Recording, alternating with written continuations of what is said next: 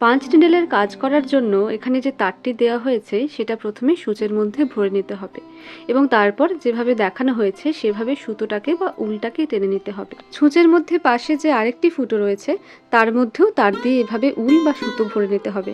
তারপর ধীরে ধীরে এটাকে যতটা প্রয়োজন ততখানি দিয়ে এরপর যে কোনো একটা কাপড়ের মধ্যে টান টান করে কাপড়টিকে বসিয়ে তার মধ্যে ধীরে ধীরে এইভাবে একটার পর একটা সেলাই দিতে হবে। প্রথমবার করার দরুন আমারও কিছু ভুলচুক হচ্ছিল, তাই আরেকটা আঙুল দিয়ে উলটাকে টেনে রেখে তারপর একটার পর একটা ফোঁড় দিতে লাগলাম।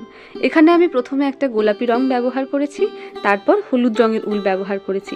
আমি যে কাপড়টা ব্যবহার করেছি সেটা একটুখানি ঢিলে থাকায় বারবার সেখানে ভুলচুক হচ্ছিল, কিন্তু আপনারা সেই জন্য একটুখানি টান টান করে কাপড়টা দেবেন বা আপনারা ক্যানভাসের কাপড় ব্যবহার করতে পারেন। তারপর এর মধ্যে ফেভিকল দিয়ে সেটাকে ভালোভাবে মিশিয়ে নিয়ে এটাকে ধীরে ধীরে কেটে তার ওপর যে কোনো একটা কাপড় বসিয়ে নিলেই এটা তৈরি হয়ে যাবে। তারপর ওপর প্রান্তের উলগুলোকে কাঁচি দিয়ে কেটে নিতে হবে।